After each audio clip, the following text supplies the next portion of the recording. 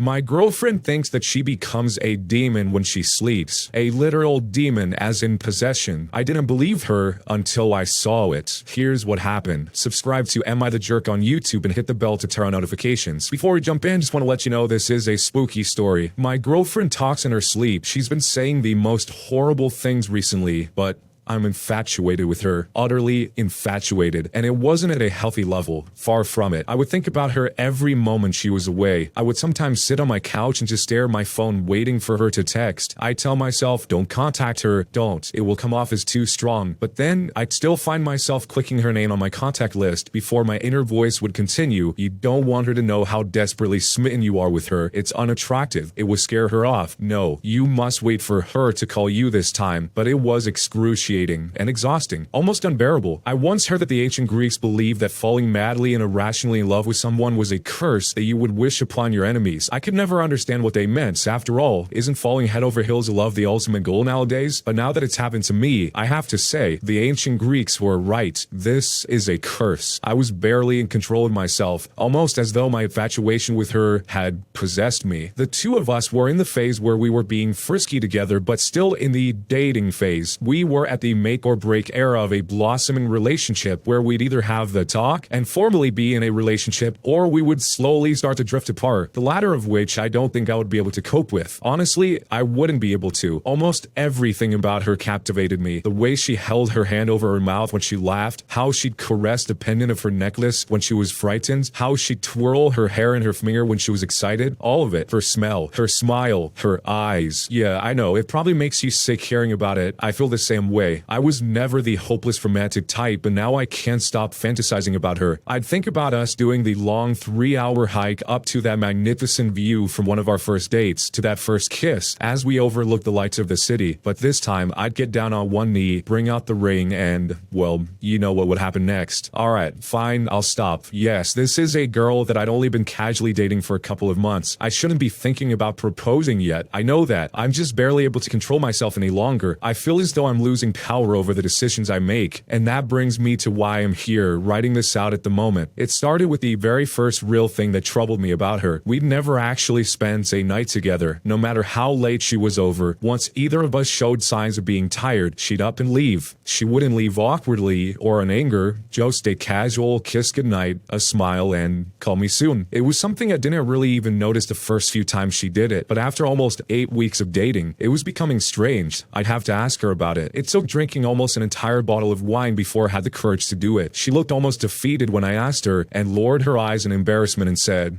I knew this talk would come eventually. She started. She took in a deep breath with a long drawn-out exhale. Recently, she paused again. I started talking in my sleep. She shook her head in embarrassment. It's called soliloquy. I looked it up. I shrugged and laughed out loud. My demeanor seemed to say, that's it? No, Stephen, listen, she said. She wasn't laughing. It's bad. It's completely out of control. It's not just random words or gibberish. No, it's horrible. I say horrible, disgusting things. She was starting to raise her voice, breathe heavy, and tear up. I approached her and held her. I told her it couldn't be that bad. I told her to spend the night, and I told her she was probably exaggerating. I was wrong. That night, she stayed in my house, but she warned me of something before falling asleep. Whatever you do, don't wake me up. It makes me really scared and disoriented if that happens. And don't respond to me. Just ignore it. I nodded and agreed. If it becomes too much, she continued, just leave the room and sleep on the couch. I won't mind. I told her not to worry about it. I told her it wouldn't be a big deal. I told her I wouldn't leave to the couch. I had stayed beside her in the bed. But I was wrong. I couldn't even last one night. We both fell asleep without incident. I don't know how many hours passed, but I woke up in the dark with a sensation that someone was watching me, and then I remembered she was with me. She was actually spending the night. I smiled, but then I noticed the shadowy outline of her sitting up on the bed. She was looking down at me, staring. It creeped me out. I'll admit it. Her posture was entirely different. It was though she wasn't even her at all. Then she spoke. It wasn't her voice that I heard. It was much lower and gravelly, like something out of a horror movie. I'll shove his skin from your bones. I froze.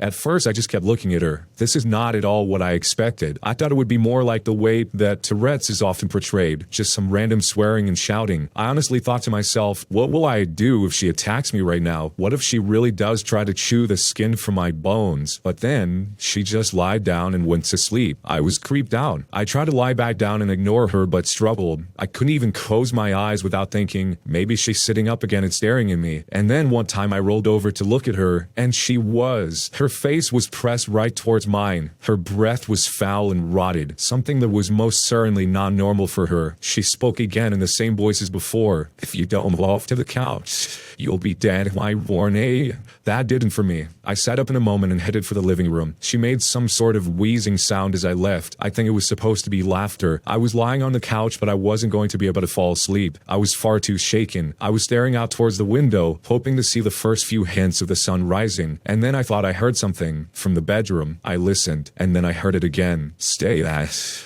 It was that same low and gravelly voice. It sounded like a witch. I tried to ignore it at first, but then it continued. Stay that. Still, I said nothing. I know you can't make Steve that you're awake now. Why would you come back to the thatch room? The voice barely sounded human, or maybe you'd prefer if I come to you. I still didn't say anything. I was told not to, but I listened. If I heard her start walking towards the bedroom door, I'm not even joking, I would have run right out of the apartment. But she had asked me not to respond to her in her sleep talking, so I didn't. And then I heard her once more. Sorry if this spoils your plans. She began laughing. The two of you are supposed to walk that trail again. She started. I wasn't even remotely prepared for what she'd say next. You both saw tirade reach the top. You look up at the city, then you'll get down on me and bring out 30. She began laughing. And that's when I realized this wasn't just a problem with sleep talking. It was something much more. Something supernatural. I had never told anyone about my proposal fantasy. There was simply no way she could have known about any of it. This was no longer about merely talking in one's sleep. This was about possession. I can't go back into the bedroom. I have no idea what would happen if I did. Instead, I'm going to wait it out, holding up in my living room until the sun rises. I have a couple more hours yet. I can hear her laughing occasionally in the bedroom. It's still not her voice. Still that same low-pitched cackle. But as I sit on my couch writing this out, here is what scares me the most. Maybe my infatuation and utter obsession with her wasn't normal. I said before that I felt like I was losing control of myself. More so I believe in the typical falling in love story. No, I fear that the infatuation that I felt was the entity slowly taking control of me, of it controlling my thoughts, my fears, my ambitions, and anxieties. Maybe once I become completely absorbed, a transfer would occur and she would be free of it. I know I should leave, that I should just open the front door, get in my car, and drive away from here, but I can't. I can't leave her. I've already lost control. I'm infatuated with her, utterly infatuated. This is probably the creepiest story we've ever seen on the channel. As soon as the OP started describing how the infatuation was out of his control at the beginning, I had a feeling that it was going to be some sort of voodoo type thing. I didn't expect him to actually think it was a supernatural explanation, and that this thing was just possessing her, was using the infatuation to transfer over to him. I guess transfer itself over to him. If I was in a situation and I saw this happening, I just would have left right away, but I guess that's the whole issue, because he wanted to do that, but he was still held captive by his infatuation for her, even when he was terrified of her. I wish we got to see what happened after this, if they had an awkward conversation about what happened that night, and if he still planned to stick around with her even though he has this issue. I'm guessing he will, because he can't help but want to be with her. Before I forget to mention, we're actually looking for someone to help us work on some scary videos like this one. So if you have video making experience and you'd like to work on videos like this with us, there's a link down below where you can send us your previous work. This wouldn't be for Am I the Jerk, it would be for a new project. But going back to the story, if you found out this was happening to your girlfriend and you just discovered it happening, would you continue to be with her? What would you do in the situation? A situation where you actually think your girlfriend is possessed by a demon? Let me know down below. I got a fridge lockbox and it's destroying my relationship. Some background. I'm a 25-year-old female and my 28-year-old boyfriend and I have been together for 5 years. We've lived together for 3. Our relationship was great, truly. We have a joint account and contribute to it monthly to handle joint expenses, rents, groceries, etc. Everything else is split. My boyfriend boyfriend is 6'3" and 200 pounds and works out daily. He eats a lot to keep up his caloric intake, which is fine except for one issue. We buy snacks and he always eats my half before I can even get to it. Normal food and ingredients he's fine with, but if it's quickly accessible, I'll never get any. We argue. He apologizes, rinse and repeat. This is literally the only bad thing he's done. Seriously, in all other aspects of our relationship, he's respectful and considerate. Snacks are where all bets are off. Anyways, last week I lost it after he finished an expensive cheese we had gotten that I was really looking forward to eating. It was all gone after an hour. I lost it. I didn't speak to him for a day and ended up ordering a fridge lockbox. After our next snack run a couple days later, I divided each snack in half and locked mine in the lockbox in the fridge. From his reaction, you would think that I was murdering puppies. He said it was disrespectful and controlling, and how dare I keep the food that he paid for from him. When I reminded him my money went into it too, he screamed that he didn't give a care and then left. He slammed the door so hard a picture fell off the wall and broke. He didn't come back until the next day, but that was the change for work and left immediately. He came home late and went straight to the guest room. 4 days of this. I broke last night and I asked him to please talk about it, and he said that he had nothing to say to me until I got rid of the lockbox. Honestly, I'm completely appalled at his reaction, and I'm genuinely worried that he may be on substances or having a mental break or something. This is the most irrationally I've ever seen a grown man react. He's ignored me only to randomly ask if I've gotten rid of the lockbox. I am not getting rid of the lockbox. We're supposed to renew our lease next week. I'm considering cutting my losses and just leaving. Is this relationship even worth salvaging? Is there anything I can do to solve this? He is refusing to communicate unless I get rid of the lockbox, which is not happening. Update from the future. Hey guys, I don't know if anyone wanted an update, but here it is. A lot happened. My boyfriend kept staying out late and refusing to talk, so I tried to talk to my boyfriend about the lockbox again, and I mentioned that I didn't think the lockbox was the real issue, but he was a brick wall. He insisted that it's abusive and controlling to deny him food. I kept pushing, asking if he was on substances or cheating. I said him flipping out over something so small and staying out at all hours was very suspicious. I said that I thought he was using the lockbox as an excuse to be out of the house doing something bad. Me saying that unleashed an hours-long screaming tantrum that ultimately resulted in him throwing my MacBook against the wall, shattering it. Honestly, I really thought he was gonna hurt me. So yeah, I called my dad, who called the cops. I don't want to get too into the legality of it, but I'm pressing charges for destruction of property. It was a $2,500 laptop. My dad and godfather got me moved out yesterday, and now I'm looking for a new place. I don't have a lot except for clothes, a couple of kitchen appliances. I left the lockbox, but took my snacks with me because F him. I left it locked too. My now ex-boyfriend has been spamming me. I'd block him, but I feel like I need this for evidence in case his behavior escalates. I texted him the first night that we are done, took our photos down, everything. He began ranting at me. Here are some gems. Raging about how I still didn't get rid of the lockbox, asking for stuff he gifted me back, telling me I owe him money and rent for his new place, that I owe him a new car. I have no idea why he would say this. I have never even driven his current car, and that my MacBook was old and worthless and he wouldn't pay for a new one. I bought it last year brand new. After about an hour, I guess he realized that we actually were broken up and that he couldn't talk me down anymore. Then came the paragraphs about how he was gonna marry me, he loves me, he wants to be better for me, that I can keep the gifts and he'll buy me a better MacBook. He freaked out over seeing I took our pictures down from social media. He then started sending me screenshots of his Google searches of engagement rings and telling me to just pick one. He also sent a couple voice messages of him just sobbing. Any respect I had for him as a person is just completely gone. I want nothing to do with this man. I don't care if he's having a breakdown or on something. He's not my problem. I screenshotted his messages and forwarded them to his mother. She can deal with her son. That's the most I'll ever do for him again. As for me, I'll be okay. I have some savings, so taking on full rent for a place as well as a deposit and fees won't be too much. This has been a weird week. I feel like I should be sad, but like I said, I lost all respect and I don't even feel anything but disdain for him. My parents have been buying me my favorite comfort snacks and being super supportive. They're gently pushing for therapy, and I think that's probably a good idea. I'll start my search once I'm settled into a new place. But to you, was I the jerk in the first place for getting a frayed lockbox that led to all of this? I don't think that the OP is in the wrong here at all. I think she saw bizarre behavior, stuck up for herself, and handled it the best way she knew how to. I think that part is more straightforward. The part that's not so straightforward is what exactly about this lockbox made him so upset. Was it the perceived disrespect of being treated like a child? Because if that's the case, maybe you felt that, but he couldn't articulate that for some reason. Or maybe it wasn't that. Maybe he had something to do even more specific in his childhood. Maybe he was in a family situation where he wasn't able to have have food that he accessed and he thought he got over that as an adult, and now this reminds him of that, he doesn't even realize it. I mean, there can be so many possible explanations as to what is really the root of him behaving this way. The OP seems to think that he was on substances or cheating. I don't really see that connection at all, but anything's possible since we don't really have any more information to go off of. I really do think that a lot of times he will have the most emotional reactions to things that have to do with food. I mean, there's a reason we use the term comfort food, and there's a reason why cultures all over the world